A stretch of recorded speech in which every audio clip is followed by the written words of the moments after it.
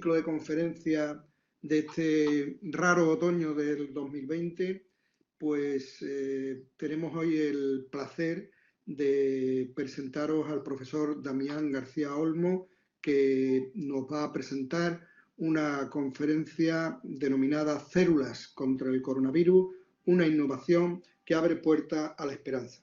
El profesor García Olmo, amigo personal desde hace muchísimos años, a pesar de su extraordinaria juventud, pero yo soy muy viejo, lo conozco desde hace muchos años, y yo voy a decir una cosa, es una rara combinación la que presenta el profesor Damián García Olmo desde el comienzo de su carrera. Es un hombre que ha unido algo muy difícil, que es unir la docencia, la asistencia y lo más difícil de todo, la investigación, dándose las dos premisas anteriores. Él, para que ustedes se hagan una idea, esto es absolutamente insólito para un cirujano. Tiene reconocida ahora mismo, pero estoy convencido de que en los próximos días van a salir muchas más, porque hay publicaciones que se han introducido hace poco. Tiene reconocida casi 9.000 citas con un índice H de 40 y un índice I10 de 110. Es un hombre que, como ya digo, tiene esa extraña capacidad de ser un cirujano auténtico referente internacional de la cirugía colorectal, como lo tenemos todos los compañeros, lo tenemos como un auténtico líder dentro de nuestra área de especial capacitación. Es un hombre que, como ya digo, ha combinado esta faceta investigadora tan insólita en nosotros con una actividad asistencial que le ha llevado a ser en este momento jefe del Departamento de Cirugía de la prestigiosa Fundación Jiménez Díaz, director de la Unidad de Terapia Celular del Instituto de Salud de la Fundación Jiménez Díaz y es catedrático, como no podía ser menos, de cirugía de la Universidad Autónoma de Madrid. Tiene, y no voy a entrar en ello, es que tiene más de 50 premios y menciones a trabajos científicos. Si ustedes tienen meterse en su perfil de Google, pues tiene sobre lo que él se ha dedicado en investigación y ha sido el referente, lo ha sido en muchas cosas, ¿no? Pero en donde ha sido realmente nos ha marcado el paso a todo, que ha sido en terapia celular, en cirugía. Su trabajo más citado tiene 873 citas, que para un cirujano, eso os lo digo, es auténticamente imposible de obtener. Yo no quiero hablar porque se me va a notar mucho el aprecio y el cariño que tengo al profesor García Olmo, y él siempre que lo hemos necesitado para algo, siempre ha estado ahí, comprometido con todos los compañeros. Y yo también le quiero dar la palabra a mi querido compañero aquí en Sevilla, en todas las lides, tanto en la coloproctología como en la docencia, al profesor Fernando de la Portilla, porque sé que él también tiene un aprecio especial por Damián y sé que también querrá decir algunas palabras. Ya por mi parte queda malamente presentado porque uno no tiene la capacidad de distinguir con la palabra lo que es el profesor Damián García Olmo, pero lo hace uno lo mejor que puede. Damián, un fuerte abrazo. Dejo a Fernando que te diga unas palabras y inmediatamente te cedemos. Muchas gracias. Bueno, Damián, buenas tardes. Muchas gracias por estar aquí con los sevillanos y que se te ha dicho todo lo que representas, ¿no? Mucho de lo que yo hago actualmente lo debo a la formación contigo, a tu apoyo y a tu incansable estar ahí en las situaciones más difíciles. Así que yo creo que la mejor forma de presentarte a ti es escucharte, porque tú mismo eres el que mejor te presentas simplemente hablando. Así que recibe un abrazo de toda la comunidad estudiantil y científica de Sevilla y adelante. Un abrazo. Bueno, muchas gracias, compañeros y amigos.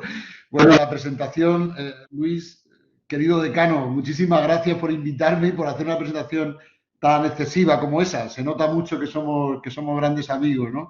Y Fernando, muchas gracias por estar ahí, por escuchar esto, que a lo mejor ya hemos escuchado unas cuantas veces, pero para mí, en fin, me encanta hablar de investigación y, bueno, y tener un foro como el de la universidad, de vuestra universidad, la Universidad de Sevilla, pues para mí es todo un honor estar aquí. Muchísimas gracias, ¿eh? Muchas gracias por la oportunidad que me dais de hablar de estas cosas. Y como bien dice el decano, pues, hombre, hablar de células contra el coronavirus por un cirujano, pues suena así como un poco extraño. Pero es verdad que nosotros durante, yo creo que todo el mundo, todos los médicos durante la pandemia y sobre todo desde el comienzo, cuando estábamos verdaderamente aterrados en marzo y en abril, nos preguntábamos qué más podíamos hacer, nos preguntábamos, ¿y yo qué puedo hacer? Porque verdaderamente era algo que nos sobreponía, ¿no? Y que cada uno intentaba, decir, bueno, vamos a probar, y probábamos todo lo que teníamos. El que manejaba la hidroxicloroquina, pues la hidrocloroquina. El que manejaba la dexametasona, pues dexametasona. Cada uno utilizaba lo que tenía, a ver si podía hacer algo. Como bien sabéis y como ha dicho el decano, y yo creo que, y pues nosotros hace muchos años que trabajamos con células para curar, y especialmente para curar las fístulas, y con el doctor de la Portilla y con un grupo español muy poderoso, pues hemos ido desarrollando a lo largo de 20 años los cirujanos un tratamiento para las fístulas basado en células. Y claro, no era raro que nos preguntáramos, oye, ¿y nuestras células podrían ayudar a los pacientes con coronavirus? Esto salía espontáneamente, como sale de cualquier ser humano cuando hay un problema que ve que no tiene solución. Y claro, lo que pasa es que cuando comentábamos al principio de marzo la importancia o la idea de utilizar células contra el coronavirus, pues era una cosa que chocaba mucho, porque todos hemos estudiado en la facultad que lo que ataca a las células son los virus, no las células contra los virus, sino que normalmente los virus son los que agreden a las células. Y eso de utilizar las células contra el virus, pues sonaba como muy raro. Pero sin embargo, según íbamos sabiendo de cómo funcionaba la neumonía por coronavirus y lo que les pasaba a nuestros pacientes, pues íbamos pensando que a lo mejor no era tan raro. Para empezar, aquello que nos sorprendió a principios de finales de febrero, principios de marzo de este año, aquello del receptor tan interesante, de la angiotensina, estaba muy relacionado con los procesos inflamatorios y de destrucción celular. Era cuando empezábamos a oír hablar de la tormenta de citoquinas y del gran, digamos, disturbio inflamatorio que se producía. Y claro, esto de la inflamación a nosotros pues nos llamaba la atención. Nos llamaba la atención porque nosotros habíamos trabajado, los cirujanos, mucho de inflamación. El equipo de terapia celular, en el que casi todos somos cirujanos, pues sabíamos mucho de cómo las células pueden bloquear o modular la inflamación. Habíamos trabajado mucho en esto, de forma que nos veíamos como capacitados. Por otra parte, cada vez que bajábamos a la UCI, bueno, yo creo que cualquier médico que esté viendo esta presentación sabe que todas las UCI del mundo tienen una pizarra donde se anota la cama, la edad, el diagnóstico y cómo van las cosas esa mañana, ¿no? Como veis, esta era la pizarra un día de marzo, de principios de marzo, creo recordar que el día 13 de marzo de este año, la pizarra de nuestra UCI. Las 23 camas tenían diagnóstico de COVID. Es decir, era algo aterrador. Y como veis, algunos pacientes, pues el 16, por ejemplo, tenía 23 años, el 4, 38, es decir, eso de que eran viejos, pues más despacio, es decir, más despacio. Y era, es decir, y ante esta situación uno se preguntaba, dice, bueno, ¿y qué podemos hacer? Esta es la curva de ingresos de Madrid. Como veis, entre marzo y abril llegamos a 16.000 adultos ingresados con COVID. Era algo que nos rompía. Y ahí estábamos aprendiendo de qué iba esto, del efecto citotóxico, de cómo hacer de la tormenta de citoquinas, etcétera. Y ahí entrábamos y ahí pensamos, y bueno, ¿y cómo podríamos disminuir esta inflamación? ¿Vale para algo nuestro conocimiento de cómo funcionan las células? Que los cirujanos sabemos que las células tienen una influencia muy poderosa en la inflamación y en la cicatrización. ¿Podría servir algo para nuestros pacientes? ¿Podríamos utilizar nuestra tecnología, la tecnología que conocemos bien de las células para proteger, para luchar contra la inflamación en la fístula de la enfermedad de Crohn y en la cicatrización para ayudar a nuestros pacientes? Bueno, esta era la pregunta que teníamos. Y hoy, como me han dado mucho tiempo y me han dado más tiempo para poder hablar de esto, pues quizás si hay gente fuera del mundo de los cirujanos y la inflamación, pues probablemente pues no les cueste, en fin, les cueste un poco de trabajo entender esto, pero la verdad es que nosotros hemos trabajado mucho con células y en el mundo entero con células como un producto antiinflamatorio. Esta historia de las células madre, por contarlo un poco de seguido y porque se pueda coger el hilo, pues empezó en 1998 cuando Thomson dijo que había unas células que tenían unas grandes capacidades de regeneración. Unas grandes capacidades de regeneración y desde el principio se empezó a ver que la regeneración y la inflamación estaban muy implicadas y que probablemente había mucho efecto antiinflamatorio en la regeneración. Y empezó a verse que, bueno, que había una tecnología que podría ayudar en enfermedades del ser humano.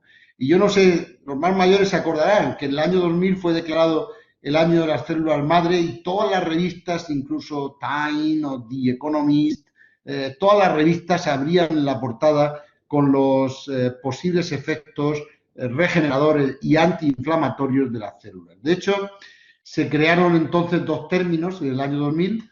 Uno era el término que se llamaba terapia celular, que era curar con células, y otro era el término de medicina regenerativa, que la idea era de regenerar órganos y funciones. Podemos decir que 20 años después el término de terapia celular está consolidado y hay ya realidades, sobre todo en la enfermedad de Crohn, como ahora veremos, y por otra parte el término de regenerar, de medicina regenerativa, pues está pendiente, todavía está pendiente de mucha investigación, aunque todavía porque todavía no hay grandes resultados en la idea de regenerar órganos y funciones.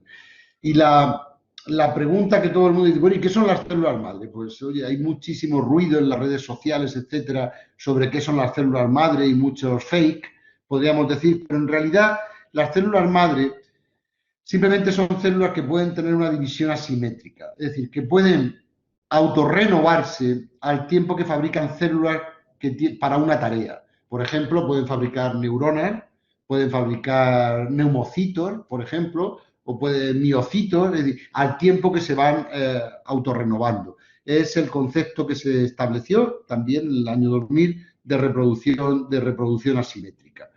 Al principio se pensaba que estas células solo estarían en las primeras fases del desarrollo humano, pero no se podían usar porque estas células provocaban tumores, eran incontrolables y eran más peligrosas muchas veces que la patología que se intentaba tratar. Pero enseguida se vio que también teníamos estas células en el cordón umbilical y en el individuo humano adulto, e incluso que a partir de células diseñadas para una tarea, como un fibroblasto, se podría, mediante unas sencillas operaciones en el laboratorio, que era tocar 3 o 4, digamos, switch moleculares, se podían convertir incluso en células madre, podíamos tener una célula madre a partir de una célula diferenciada. Fue lo que se llamó las células madre inducidas, las IPAs, y vamos, las describió un traumatólogo que se llamaba Yamanaka, Shinya Yamanaka. Es un traumatólogo que abandonó pronto la cirugía y se dedicó a la cirugía, a la medicina básica, pero que obtuvo el premio Nobel enseguida por este descubrimiento que fue verdaderamente importante. Pero bueno, enseguida nosotros y todo el mundo empezó a ver que podíamos utilizar las células para algo. Y lo que más nos llamó la atención al equipo español, podríamos decir de alguna manera, era que podrían ser útiles en fenómenos inflamatorios, sobre todo en el mundo de la cirugía para la cicatrización de las heridas, y nosotros, los cirujanos colorectales, pensamos en uno de los problemas que más nos preocupa, que es la fístula perianal. La fístula perianal no hay forma de que cicatrice bien, especialmente en la enfermedad de Crohn, donde hay mucha inflamación, y ahí decidimos que lo probaríamos. Que lo probaríamos sabiendo que las células se habían convertido en un verdadero medicamento y que teníamos que llevar el largo y tortuoso camino de los ensayos clínicos, de llevar fase 1, fase 2, fase 3, y que eso nos llevaría 15 o 20 años. Pero bueno, iniciamos pronto el camino, iniciamos el recorrido, buscando, en fin, cómo hacerlo. Y bueno, yo, si esto avanza, que se ha quedado ahora un poquito trancado, aquí está, pues, como nosotros, pues realmente O sea, vamos a ver. Pues esto acaba de salirse. Así es que voy a intentar de nuevo entrar a ver dónde lo tenemos este archivo. Está aquí. Bueno, los problemas del directo, ¿no? Sí. Llevan su tiempo. Uf, fíjate lo que tarda en cargar un archivo. Ahora que estoy compartiendo, seguramente tardará especialmente más tiempo. Dejar de compartir a ver si va un poquito más.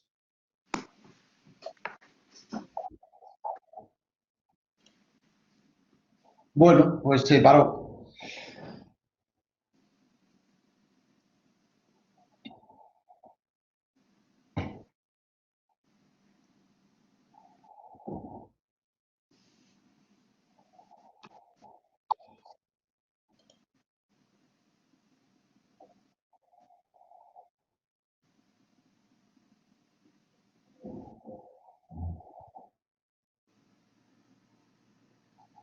¿Tú lo puedes abrir en tu ordenador, el archivo? Estoy intentando restaurarlo porque no, por alguna razón, pues. Y eso que he cambiado de ordenador acaso hecho para. Y es muy curioso los ordenadores, acceso rápido. La verdad es que hay veces he cambiado de ordenador para no ir con el Mac, pero ya se ve que este también tiene, y teóricamente es súper bueno, pero se cuelgan, como se ve, a la mínima de cambio. Y luego te sacan esta bromita de acceso rápido que también tiene su gracia. Bueno, chicos, pues la verdad es que no me está dejando hacer nada. Voy a mirar a través de un... Vaya, perfecto. Bueno, estoy con vosotros a través de este. Vale, vamos a ver si ya parece que está arrancando. Joder, lo que le ha costado. Bueno, a lo que vamos. Yo parece que ahora enseguida voy a poder compartir con vosotros y yo creo que ya lo tengo aquí. No te preocupes, Damián, porque esto lo estamos teniendo todos. Vale. Sí, la verdad es que es... Bueno, yo creo que está aquí lo tenemos, fenomenal. Aquí va. Perfecto. Muy bien, pues aquí voy primero a compartir. Aquí voy a ir. Voy a compartir aplicaciones.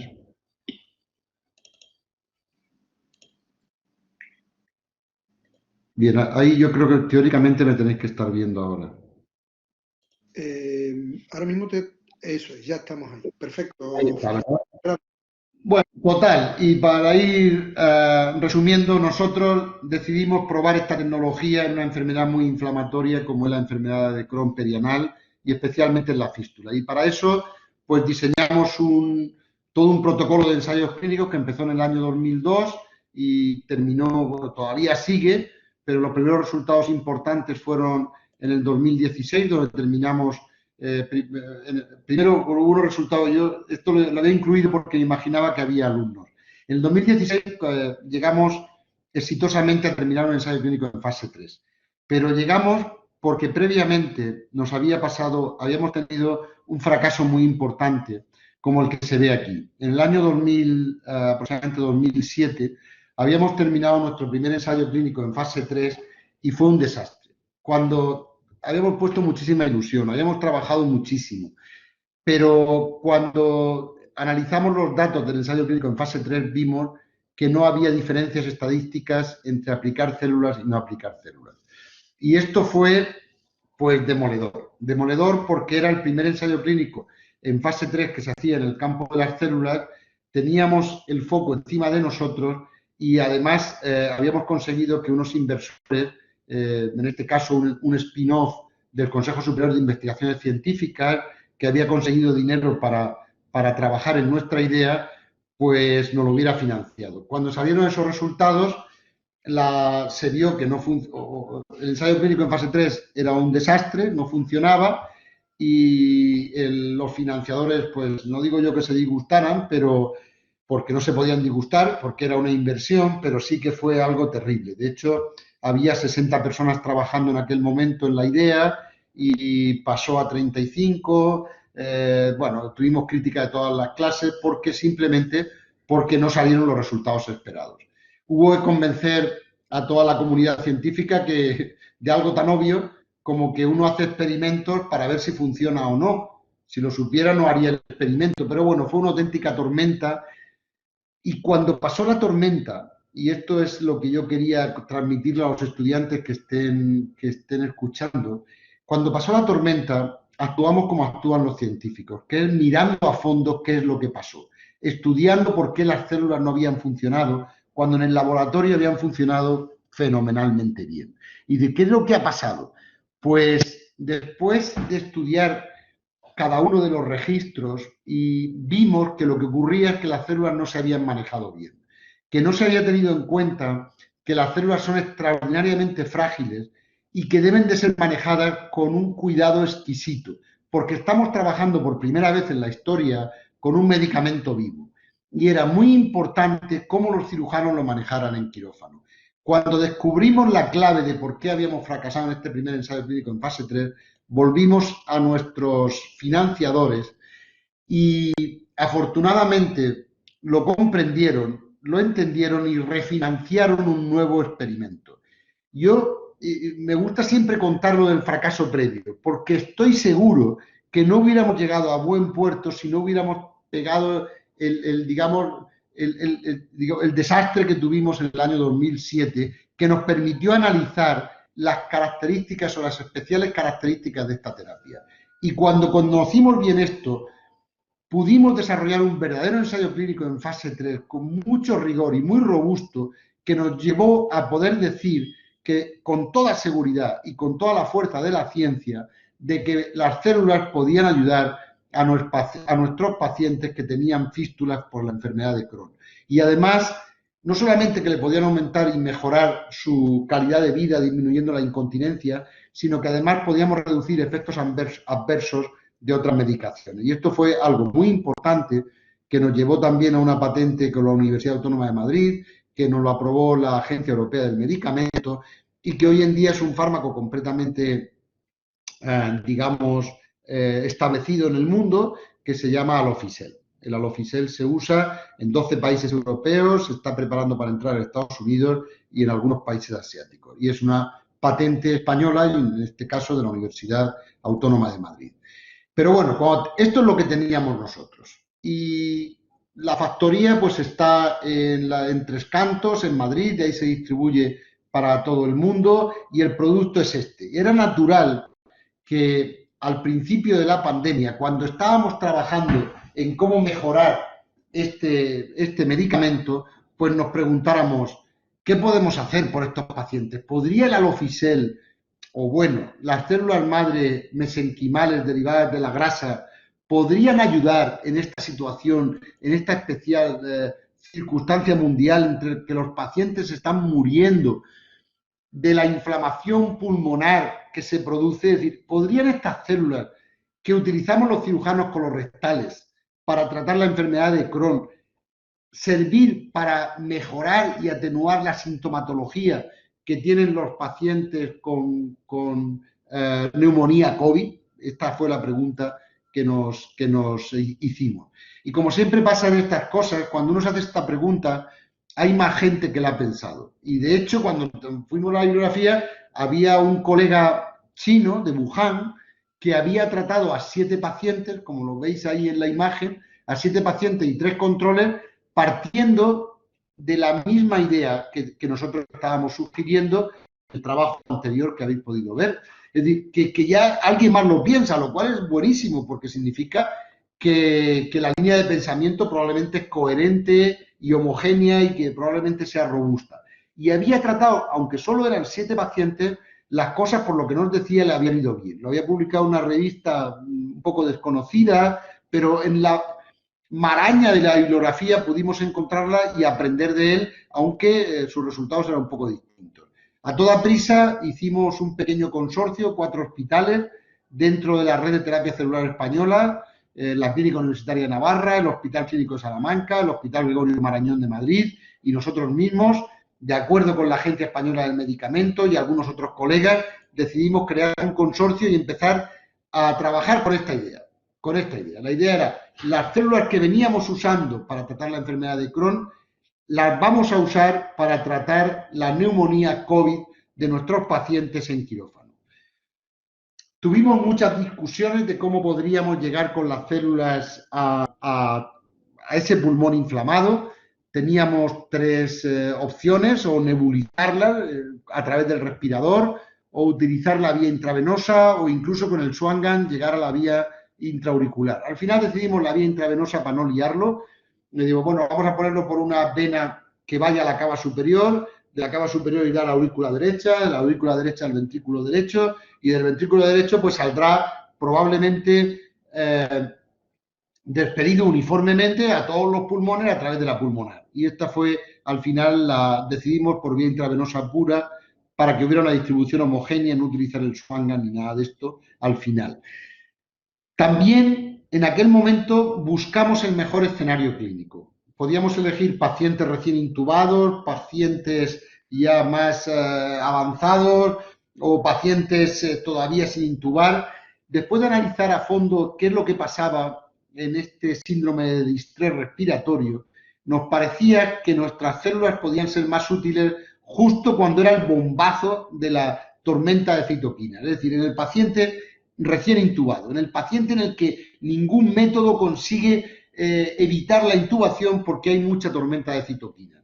Así que pusimos en marcha un programa de usos compasivos en estos pacientes que no nos respondían a ningún tratamiento y tratamos 13 pacientes. Tratamos rápidamente 13 pacientes con estas características.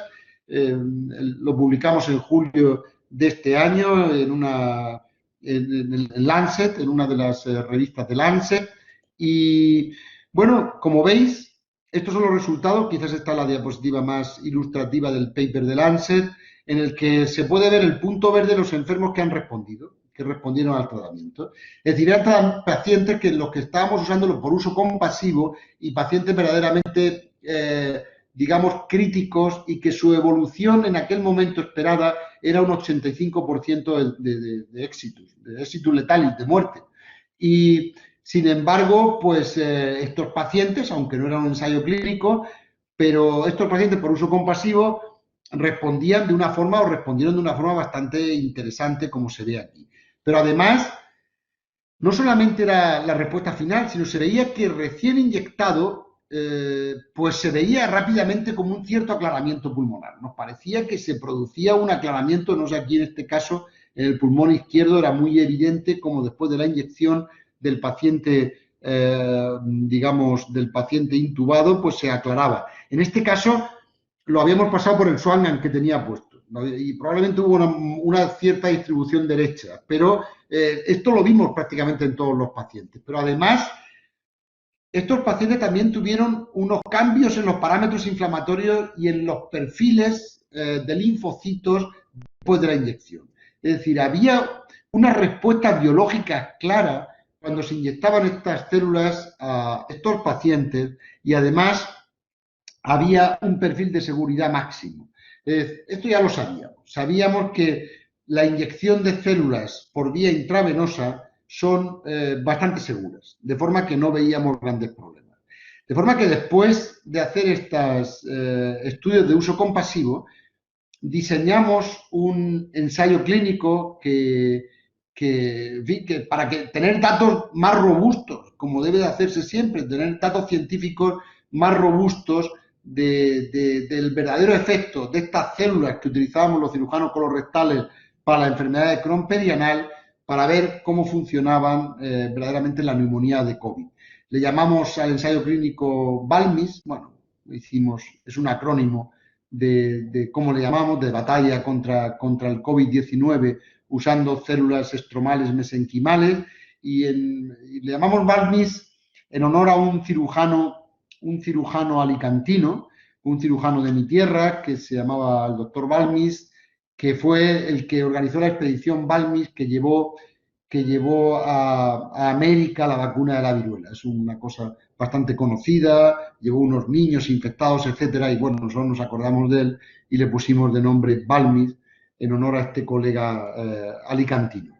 Bueno, el caso es que mientras hacíamos todo esto, pues pasó la pandemia, la primera ola de la pandemia, todos los hospitales empezaron a vaciarse, fue algo muy emocionante, creo que todos lo recordamos, sobre todo en Madrid, donde de una forma rapidísima empezaron a bajar los ingresos en la UCI, los ingresos. Fue algo verdaderamente emocionante lo que pasó a finales de mayo y principios de junio, de forma que ocurrió lo que ocurrió, que descuidamos probablemente o el virus se rebeló de nuevo contra nosotros y la segunda ola que todo el mundo decía que iba a venir vino. Y es verdad que ha venido y probablemente estamos dentro de ella. Nosotros dejamos de trabajar porque nos encontramos sin enfermos, afortunadamente. A finales de mayo ya no había enfermos con coronavirus en nuestras UCI. Nuestra UCI estaba limpia, las UCI de los 4 hospitales estaban limpias, con lo cual se interrumpió completamente el ensayo, pero todos sabíamos que vendría o suponíamos que vendría la segunda ola. Es verdad que vino mucho antes de lo que esperábamos, lo hubiéramos esperado para estas fechas y no para finales de agosto o septiembre, pero también, como se ve en el esquema, la capacidad del sistema sanitario era más alta, sabíamos defendernos mejor. Sobre todo, yo creo que los que habíamos sufrido muchísimo la primera ola, pues habíamos aprendido cómo encararla, cómo había que hacer algunas cosas. Esto yo creo que en Madrid lo estamos viendo muy bien. La ola ha sido, si esperemos que no rebrote, pero muy plana. Ahora estamos en una meseta con tendencia a la baja, 1.200 ingresados en Madrid había esta mañana, sobre los 17.000 que hubo en mayo, pues nos parece que no es mucho, pero tenemos pacientes en los que trabajar. Pero en este tiempo, y fijaros esta gráfica que han hecho uno de mis colaboradores, el doctor Domínguez Tristancho, es súper interesante porque se ve que los ensayos clínicos en terapia celular en el mundo ahora mismo son los ensayos clínicos más numerosos. Todos los demás se han demostrado inútiles y han prácticamente fracasado y se han hecho pocos. Incluso los grandes ensayos clínicos como los del Remdesivir no se han repetido. Sí que se han hecho con muchos pacientes, demostraron algo de eficacia, pero no se han repetido. Pero ahora mismo el mayor número de ensayos clínicos inscritos en las bases de datos mundiales de ensayos clínicos contra el COVID se refieren al uso de células para tratar la neumonía y los síndromes post-COVID. Realmente es impresionante, impresionante porque son pocos pacientes incluidos en cada ensayo clínico, porque evidentemente no es fácil fabricar células, no es fácil poner a disposición células, son ensayos muy complejos, porque como ya os he comentado, la célula es muy frágil y tiene muchos requerimientos para ponerla, pero en este momento el mayor número de ensayos clínicos dirigidos a curar el COVID están en el entorno de la terapia celular. Y de hecho en España se ha generado dentro de la red de terapia celular española una red cooperativa nueva con 22 hospitales españoles, de forma que está todo preparado para probar 3 fuentes celulares distintas, como son células derivadas de la grasa como las nuestras, células derivadas del cordón umbilical y células derivadas de la médula ósea, a ver cómo van frente al placebo. Verdaderamente un ensayo clínico muy poderoso, muy fuerte, que se llama COPCEL y en el que intentamos, pues probablemente vamos a tratar enfermos en la segunda fase, en la segunda ola y enfermos ya probablemente de la meseta, en la que ya podemos tener un cierto conocimiento, un buen conocimiento de la enfermedad, ya podríamos decir que hay verdaderos expertos en tratar el COVID y verdaderamente pensamos que con este ensayo clínico vamos a ver cosas muy importantes. Como por ejemplo, que probablemente las células que estamos usando ahora mismo para tratar a estos enfermos post-COVID o por COVID son de donantes que pasaron el COVID. Y esto es súper interesante porque probablemente estas células obtenidas de donantes que pasaron el COVID tengan memoria y puedan servir de alguna manera para vacunar, además de tratar a nuestros pacientes. Y creemos que podemos aprender muchísimo de cómo la transferencia celular, la inyección celular, puede proteger para el futuro de nuevas, digamos, de nuevos ataques del COVID. Probablemente la inmunidad celular o las células tengan mucho que decir, probablemente tanto o más que la inmunidad humoral. Y ahí estamos trabajando. Estamos trabajando en que nuestros donantes celulares sean donantes que han adquirido una buena inmunidad frente al COVID. Ya tenemos bancos en diferentes hospitales españoles y ya tenemos un Master Bank, una gran cantidad de células dispuestas para tratar a estos pacientes. Y dice, bueno, ¿y ganarán las células la batalla contra el coronavirus? Pues no lo sabemos. Y nosotros nos gustó mucho leer este artículo que salió después de la publicación científica nuestra en el Wall Street Journal, en el que en el Wall Street Journal decían que los tratamientos celulares podrían verdaderamente ayudar no solamente a tratar a los enfermos de una forma aguda, sino las secuelas post-COVID, lo cual tiene cierto sentido, porque podrían ayudar a reparar tejidos dañados.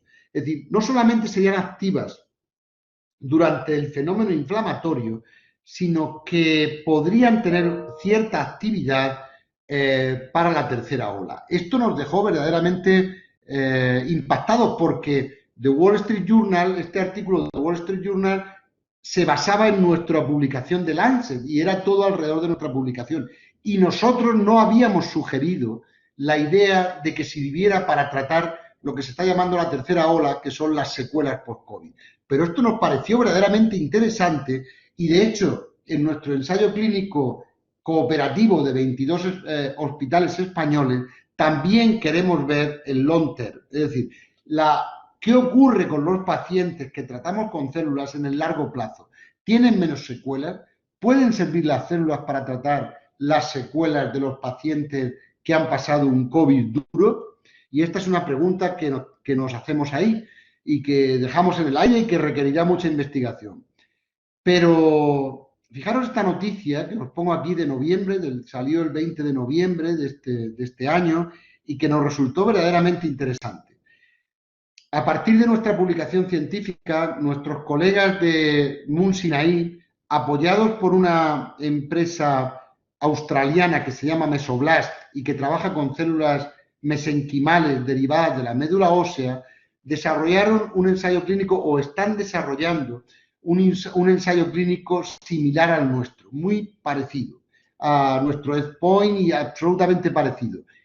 Y sorprendentemente, Novartis, una de las grandes multinacionales de la Big Pharma internacionales, pues ha comprado la idea por 1.2 billones de dólares. Bueno, billones de los billions americanos, que es mucho dinero, como podéis entender, es mucho dinero y Novartis probablemente ha analizado y tiene datos mucho más contundentes que los nuestros sobre los efectos de las células sobre el COVID y probablemente otros fenómenos inflamatorios.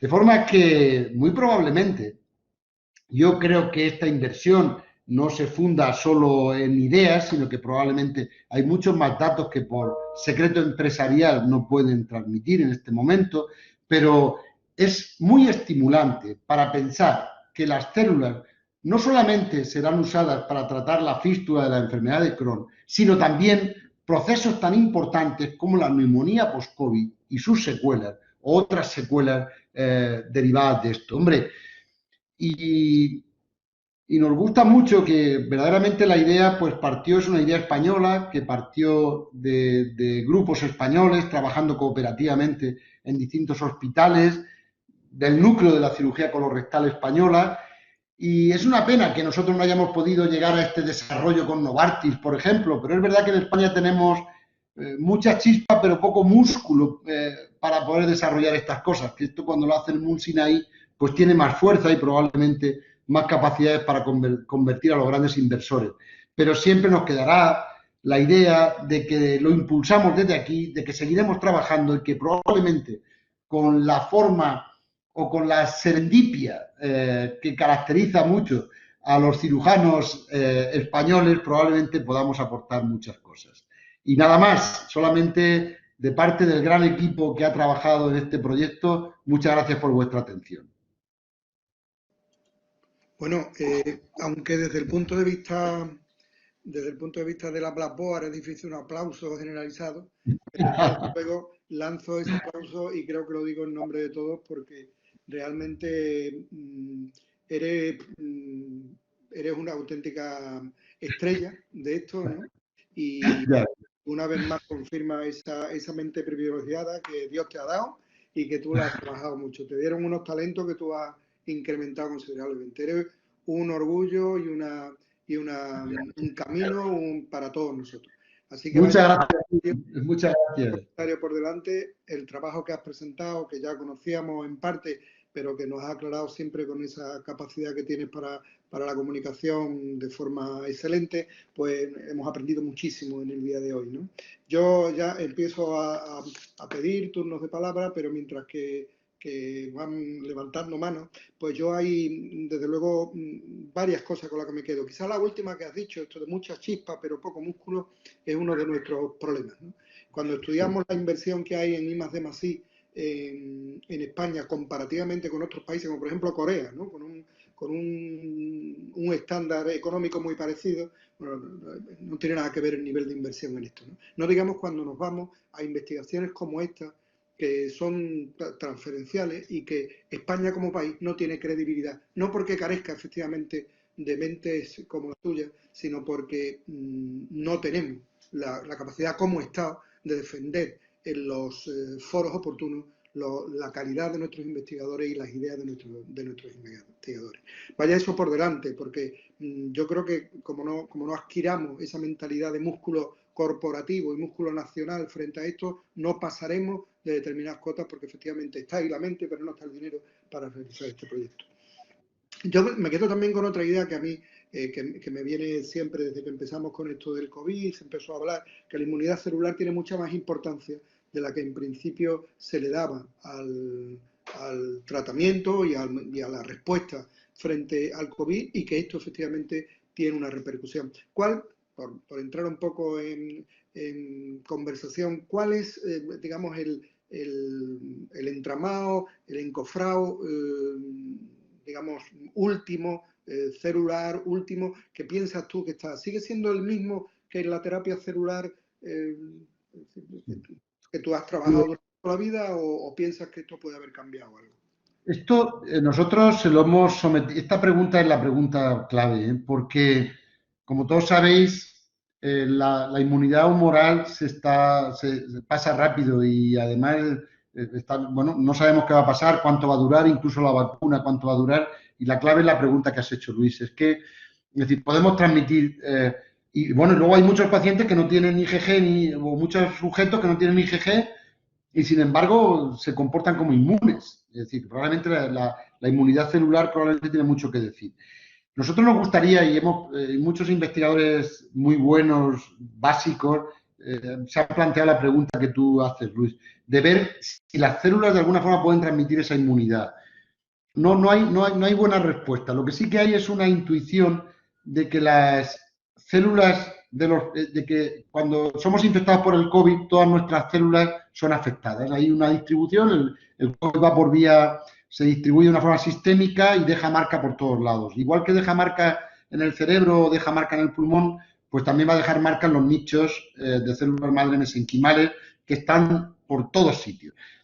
Y pensamos que esa marca de alguna forma podría servir, o piensan ellos, sobre todo los cirujanos básicos, digo los científicos básicos, piensan que podría servir para transmitir algo de inmunidad. Y por eso ahora mismo estamos utilizando, todos los donantes son de enfermos. Bueno, en realidad no fue por eso por lo que empezamos a utilizar donantes de enfermos con IgG alta, sino que fue la Agencia del Medicamento que nos lo impuso para no transmitir el COVID, es decir, para trabajar con seguridad en el ambiente quirúrgico. Entonces tuvimos que elegir pacientes que hubieran pasado y tuvieran la IgG alta. Y estar haciendo investigaciones a ver si realmente cuando inyectamos células de pacientes post-COVID también transferimos algo de inmunidad. Pero todo está en el campo de las hipótesis. Yo quería, Luis, una cosa que has dicho, que es que no sé por qué desperdiciamos estas oportunidades en el que para las pocas veces que un país saca la cabeza. Nuestro país ha sido bueno en trasplantes, y los cirujanos lo sabemos, hemos sido líderes en trasplantes y hemos sido líderes en terapia celular. Pero de una forma muy sorprendente, durante la pandemia, este grupo de 22 hospitales todavía está esperando que financien el ensayo clínico. No nos han dicho que no, pero tampoco que sí. Hubo como un gran interés con que fuera, se nos pidió desde instituciones públicas que fuera algo muy público, y los 22 hospitales son públicos. Sorprendentemente luego lo público no se financia. Si hubiéramos ido directamente a la colaboración público-privada, como hizo mi grupo hace 18 años, pues probablemente estaríamos financiados y no, en fin, y no nos quedaríamos a la zaga. Pero es que no sabe uno qué hacer, ¿sabes, Luis? O sea, las directrices políticas cambian tanto que te voy a contar, que vosotros también estáis en ojos de huracán de cambio de directriz política, de forma que yo creo que los profesionales deberíamos movernos en otro entorno, es decir, los fondos para investigación son bienvenidos de donde vengan, de donde vengan. Y si son para investigación, pues hombre, pues yo creo que fíjate, los del Mount Sinai van a desarrollar esta terapia a toda velocidad con el dinero de Novartis. Y yo me hubiera encantado, nosotros desarrollamos las células para el Crohn con dinero de Takeda. Takeda pagó a la empresa que entonces se había constituido en el entorno del Consejo Superior de Investigaciones Científicas más de 500 millones de euros. Y eso significó que hay una fábrica en Tres Cantos, que ahora es de Takeda, pero en el que trabajan 150 titulados superiores de alto nivel. Es decir, si esa fábrica se va, pues perderemos 150 puestos de trabajo absolutamente. Es decir, hay que llegar a que tenemos que colaborar. Es decir, tenemos que colaborar lo público y lo privado. Tenemos que colaborar y eso no. En fin, bueno, esto va por en medio. Volviendo a lo importante, que es el conocimiento, a la pregunta que tú dices, tenemos que investigar. Tenemos que investigar con fondos públicos o privados, pero tenemos que saber si las células pueden transmitir esta resistencia o esta capacidad de resistencia. Yo creo que esto es muy importante.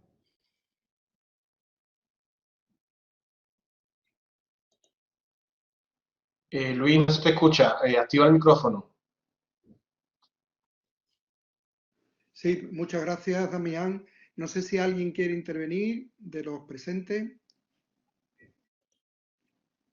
Si no, yo tengo más... vale, presentación. Bueno, hay un montón de gente, hay 44 colegas aquí. Bueno, yo estoy acostumbrado a tanta gente, ¿eh? Está uno acostumbrado a los seminarios pequeños, de grupos reducidos, y hombre, la verdad es que es...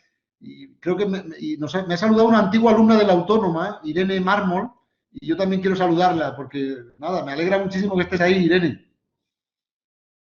Bueno, pues Irene le cedemos la palabra si quiere antes que nadie para que responda a Damián. Bueno, lo mismo no me está escuchando. Le doy la palabra a Gonzalo Alba. Sí, gracias Luis. Lo primero es darle las gracias al profesor Damián García Olmo por haber participado en estas sesiones. Creo que es una forma como broche de oro para terminar con las conferencias. Esta era la última de este ciclo de conferencias de otoño y la verdad es que hemos terminado en todo lo alto, con una conferencia muy interesante y con una asistencia brutal. Hemos llegado a 52 asistentes a lo largo de la charla, con lo cual, pues la verdad es que el mérito, lógicamente, es del profesor Damián García Olmo por haber hecho una charla tan interesante. Además, un tema que lógicamente nos preocupa a todos. En este caso, a mí hay un tema que me interesa muchísimo y que a lo largo de la charla, como lo ha dicho, que podríamos utilizar estas terapias celulares para regenerar los futuros problemas que puede dar el COVID. Porque, claro, yo siempre tengo la incógnita y quería escuchar su opinión y qué es lo que ha visto el componente neurológico que tiene el COVID. cómo está atacando al sistema nervioso y cómo usted cree que dentro de unos años podríamos encontrarnos en pacientes que hayan pasado, ya sean sintomatológicos o no, que hayan pasado el COVID, ¿nos podemos encontrar que haya una mayor incidencia de problemas neuronales?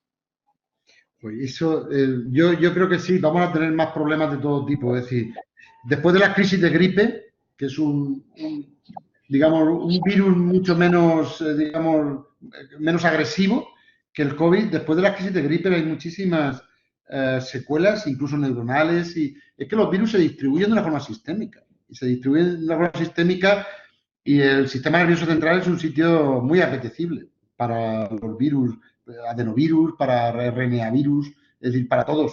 Es muy apetecible.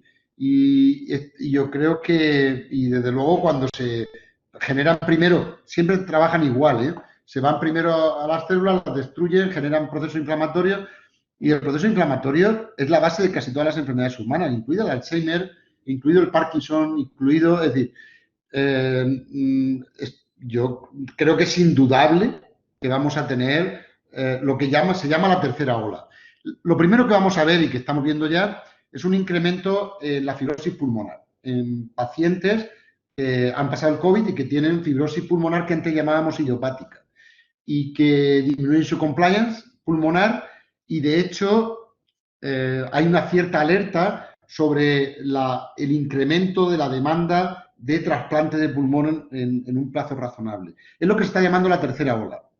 La tercera ola puede que ya no sea infecciosa, sino que sea de secuelas. Si va a haber o no va a haber tercera ola infecciosa, nadie lo sabe. Aunque si seguimos un poco los patrones que pasaron en la última gran pandemia hace 100 años, no hubo tercera ola. Hubo una segunda ola muy prolongada y muy mortífera que luego el virus desapareció y todavía andamos buscándolo, el virus de la gripe del 18. Pero sí que hubo una tercera ola de complicaciones. Y aquí es muy probable que tengamos que, independientemente de que veamos o no una tercera ola infecciosa, lo que sí que vamos a ver es una ola de consecuencias. Y en la base de esa ola está la destrucción celular y el fenómeno inflamatorio. Pues los antiinflamatorios, estoy seguro que resultarán siendo útiles. Ahora mismo lo único que se ha demostrado que funciona en la fase aguda del COVID es la dexametasona. La dexametasona es un antiinflamatorio. Lo que pasa es que como todos los corticoides, es un antiinflamatorio nada fino, no es muy fino y tiene muchos efectos secundarios. Las células son antiinflamatorios muy delicados y muy finos y a muy largo plazo. No actúan con la brutalidad que actúa la dexametasona, pero hacen un ajuste fino y dura mucho tiempo su efecto. Y por eso hay puestas y depositadas, como habéis visto, muchas esperanzas. Hay una gran cantidad, yo creo que 50 era cuando se publicó ese paper del doctor Domínguez Tristancho, pero ahora ya hay casi 100 ensayos clínicos trabajando con esto. Muchas gracias. Tiene la palabra pedida la profesora Carmen Conejo. Hola, yo en realidad lo que planteo es una duda que a mí me surge porque, bueno, todos sabemos que la inmunidad celular es la más importante para luchar contra los patógenos intracelulares, bien sean facultativos como Mycobacterium tuberculosis o obligados como los virus. Entonces, me ha parecido hoy, pero igual no lo he oído bien, que lo ideal sería usar células de personas que ya hayan pasado la COVID-19. En el caso de la tuberculosis, las reactivaciones son más destructivas que la primoinfección, que en la mayoría de los casos pasa de forma asintomática, y es precisamente debido a que hay una respuesta inmune celular desorbitada. Y esto pasa también con algunos virus. En unos casos es por la inmunidad humoral y en otros por la celular. Entonces, si utilizamos estas células de los que ya han pasado la COVID, no podría suceder esto. Esta misma duda me surge con las vacunas, que dicen que estimulan más la inmunidad celular que la humoral. A mí, Carmen, esto me parece interesantísimo, esto que estás diciendo, y esta analogía que estás haciendo entre la tuberculosis, a mí me parece interesantísimo. El problema es que estamos todos rodeados de dudas. Fíjate, nosotros, el hecho de coger las células de donantes que hubieran pasado el COVID no fue algo que se nos ocurriera a nosotros, sino que la Agencia Española del Medicamento, para darnos permiso para fabricar un producto celular a partir de células humanas, nos exigió que fueran, bueno, tienen varias características, son mujeres que no tengan un IMC demasiado elevado, bueno, por supuesto que quieran hacerse una liposucción y que hubieran pasado el COVID para minimizar los riesgos de infección. De transmisión. La PCR negativa, la IgM negativa y la IgG alta. Nos ha costado encontrar donantes una barbaridad.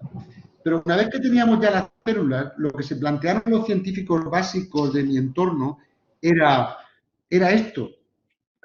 ¿Tienen alguna marca y pueden estar transfiriendo algo más? Es decir, estas células tienen, pues no se sabe, es todo duda, porque, claro, tampoco sabemos si las células, si la inyección celular antes del COVID y todo esto estaba transfiriendo algún tipo de antigenicidad o algún tipo o algo más, porque la terapia celular es una cosa muy nueva en la que no hay grandes ensayos, el más grande creo que es el nuestro, etcétera, ¿no? Entonces, hay muchísimas dudas, pero es súper interesante tu reflexión porque, claro, es que aquí es que las cosas pueden no ser todas buenas y puede ser que haya, pero no lo sabremos más que con el tiempo y la investigación profunda, claro. Muchas gracias, profesora Conejo. Yo hay una cosa también, yendo, Damián, digamos, a lo que hacemos los clínicos, ¿no? Que es el empirismo puro y duro. La publicación que tenéis con 13 pacientes, realmente cuando comparas la mortalidad esperada por las tasas de mortalidad de ese grupo pequeñito, ¿no? Pero con la mortalidad real, la reducción, pues, superior al 60%, ¿no? De mortalidad. Pero es que también el intervalo de recuperación se acorta extraordinariamente. Es verdad que en el grupo hay alguna muerte, bueno, pero que estamos hablando de una mortalidad de pacientes enorme, en que estamos hablando de mortalidad de, como mínimo esperable, tú has dado una cifra de ese grupo en concreto de 85%, ¿no? Si extrapolamos los datos, estamos hablando de una mortalidad del 15% en este grupo, que es verdad, no tiene validez epidemiológica ni estadística, pero, oye, entran muchas ganas de empezarlo a usar más compasivamente, ¿no? Mucho más de forma compasiva, ¿no? Entonces, yo no sé, tú que conoces mucho más el modelaje de todo esto, ¿qué podemos hacer los demás? Digamos, por ejemplo, a nivel de sociedad, de coloprocto, a nivel de centros, a nivel de... para, bueno, impulsar esto, porque la terapia celular es cara, pero la muerte es mucho más cara. Un día de UCI seguro que es mucho más caro que todo esto.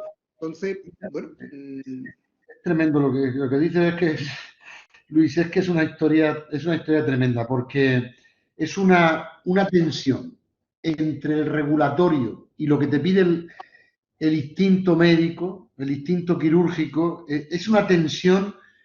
Por otra parte, tienes que llevar muchísimo cuidado en no levantar falsas expectativas, porque tú no puedes éticamente generar falsas expectativas. Entonces se produce una tensión increíble. Por otra parte, tampoco es tan caro, porque en las salas públicas, en Andalucía, tenéis por lo menos 3 o 4 salas públicas que pueden fabricarlo, y en una sala pública esto cuesta entre 3.000 y 4.000 euros. Eso es una dosis de antibiótico. Quiero decir que no es algo inabordable, ¿no? Ya digo que si lo hacemos en salas académicas, no es caro. Y todo esto que he presentado se ha hecho en salas académicas, no se ha comprado. Una dosis de células comerciales ya cuesta en 40.000 euros o 37.000, pero cuando las hacemos nosotros, como por ejemplo para estos experimentos, son baratas, es algo barato. Y bastante más barato que un día de UCI, vaya. Pero el problema es que el regulatorio que nos hemos dado en las sociedades occidentales es muy poco flexible y no estaba preparado para una pandemia. Y por otra parte, el perfil de seguridad es muy bueno. Entonces dices, ¿por qué? Y, por ejemplo, en nuestra serie son 13 casos muy heterogéneos y han sido casos, el primer caso fue aquí en la Fundación Jiménez Díaz y era un colega mío. Era un colega que se puso muy malo y fue el primer caso, y fue por lo que surgió la idea. Las ideas siempre surgen, no surgen tumbados en un sillón, sino surgen, como bien sabes, a pie de obra, y cada día que íbamos a verlo a la UCI, lo ha dicho él públicamente hace poco en Diario Médico, era el jefe de departamento de cuidados paliativos de mi hospital. Y lo ha dicho públicamente, y lo digo por eso, porque en el Diario Médico de este lunes lo contaba él. Entonces yo iba a verlo cada día, porque estábamos en las mismas comisiones, lo conocía mucho, y no sabía qué hacer, no sabíamos qué hacer. Y se nos ocurrió esto.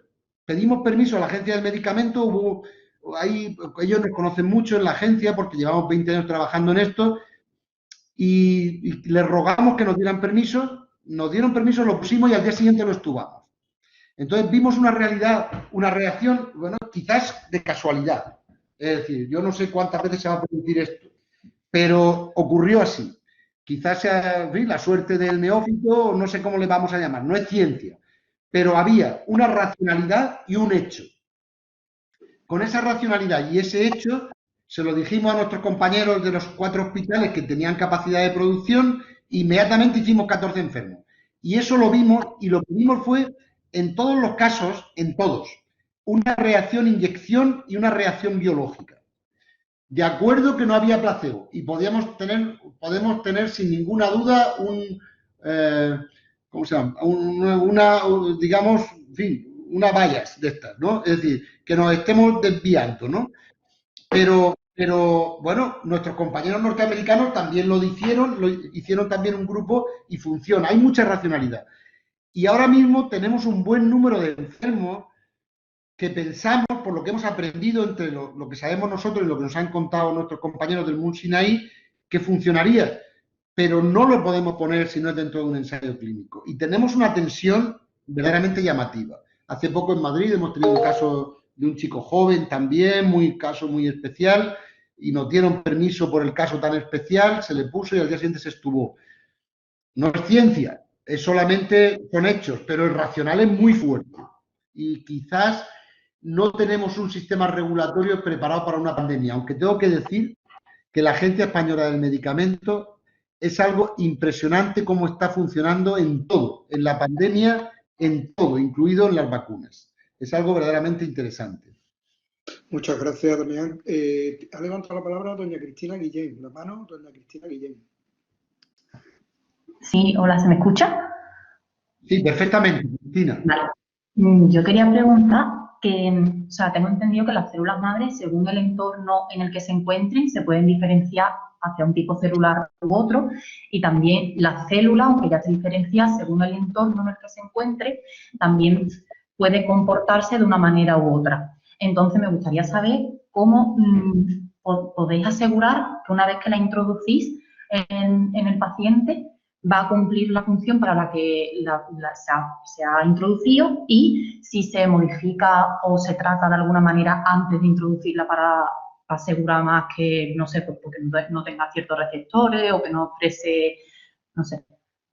Mira, las células madre en su concepto original hacían lo que tú dices. Eran las células madre pluripotenciales o multipotenciales, eran las células madre pues, que se podían encontrar en la masa interna del ovocito, del cigoto, en fin, eran de las células madre originales. Pero cuando, no sé por qué le seguimos llamando madre, a nosotros nos gusta más estromales. Las células madre mesenquimales, que sí que tienen cierta capacidad de diferenciación, cuando se usan como medicamento, no tienen ese efecto, o por lo menos nosotros no lo hemos visto, ni nosotros ni los grupos internacionales que lo han visto a lo largo de cientos de experimentos.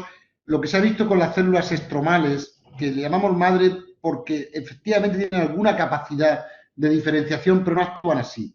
Actúan como nichos de control de la inflamación.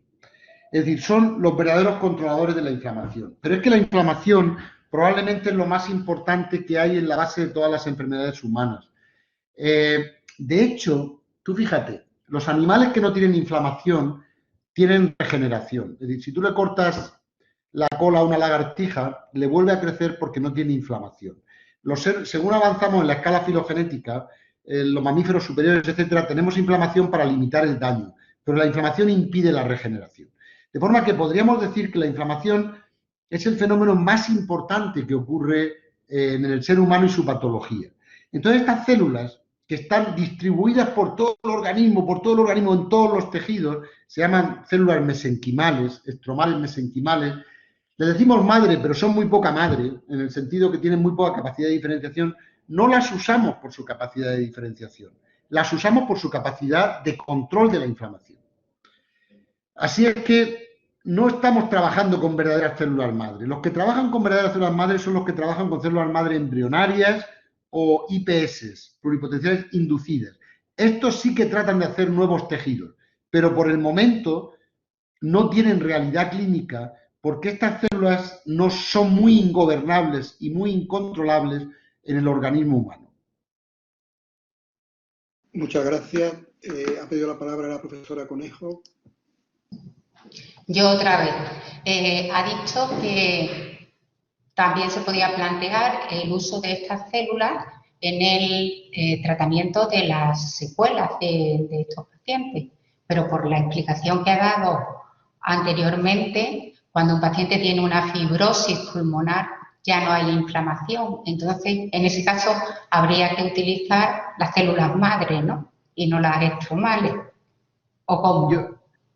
Esto es bastante interesante, pero hay un buen número de publicaciones científicas previas al COVID de información básica sobre cómo funcionan las células en la fibrosis pulmonar. La fibrosis, como antes, la fibrosis probablemente se produce porque no se produce regeneración o probablemente hay un fenómeno inflamatorio crónico que perpetúa la no regeneración.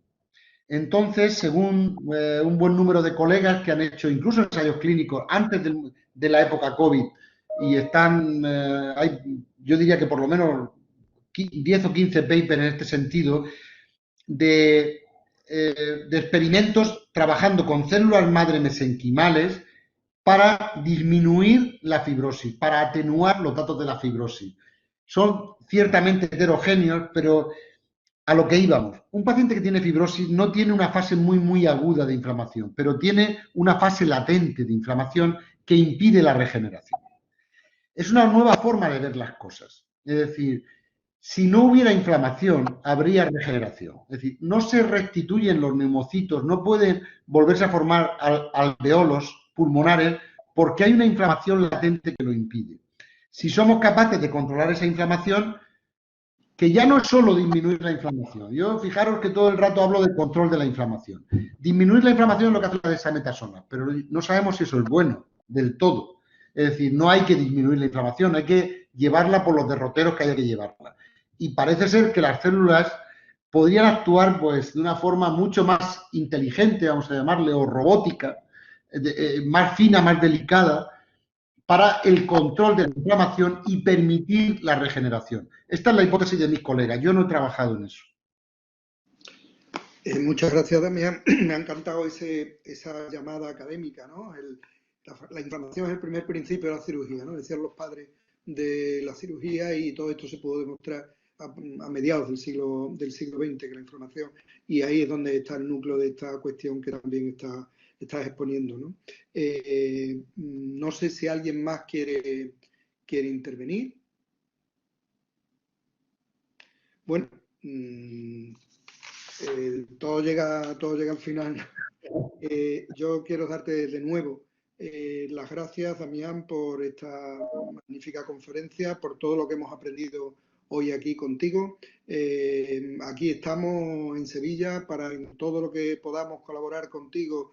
Nos tiene, como siempre, a tu disposición. Tiene el Hospital Virgen del Rocío, el Macarena y el Balme y la Facultad de Medicina para todo lo que tú nos necesites.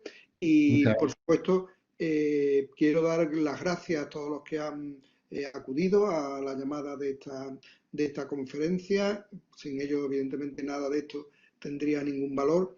Y, por supuesto, quiero dar la enhorabuena, ahora que acabamos con estos ciclos de conferencias de otoño, a mis compañeros, el vicedecano de investigación y José Manuel Rodríguez, el coordinador de la Unidad de Internacionalización y Fomento de la Investigación, que es quien ha cargado sobre sus hombros la organización de todo este ciclo, que es el profesor Gonzalo Alba, que ya digo, es la persona que desde hace no mucho tiempo se encarga de fomentar la internacionalización y la investigación dentro de nuestros escasos medios a nivel de la facultad, pero que desde que él lo ha tomado esto ha cogido realmente un impulso muy bueno.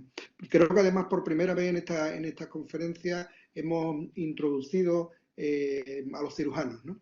Yo creo que esto tenía un doble motivo y por eso la elección de tu persona era tan importante, Damián, porque queríamos por una parte colocar la importancia de la investigación, no transferencia de la investigación, no, la investigación pura y dura, que es que a veces se nos asocia a los cirujanos solo con transferencia. No, aquí estamos en el centro de la investigación, ¿no? Que bueno, que hay cirujanos como tú que están haciendo cosas tan excelentes. Yo creo que era importante visualizar esto de cara a la facultad, en la que la investigación en el área quirúrgica, bueno, gracias que ahora se están incorporando personas como Fernando, esperamos que pronto se pueda incorporar ya Salvador Morales de pleno derecho, se ha incorporado Juan Carlos Gómez Rosado, es decir, estamos un montón de gente de la cirugía y de la cirugía colorectal aquí intentando, unos ya en retirada como voy yo y otros todavía con juventud para lanzar ideas, y yo creo que era muy importante que iniciáramos también la presencia quirúrgica en estas conferencias dentro de nuestro impulso a la investigación y sobre todo a la internacionalización. Creo que esto es un tema, subrayar nuestra internacionalización es muy importante. Así como en la generación del 98 se intentó la europeización de España y la españolización de Europa, ahora hay que ir un poco más allá y hay que ir a la internacionalización de España y a la españolización del mundo, ¿no? La españolización global. Creo que eso es un tema fundamental y hoy hemos dejado nuestro granito de arena invitándote a que participaras con nosotros.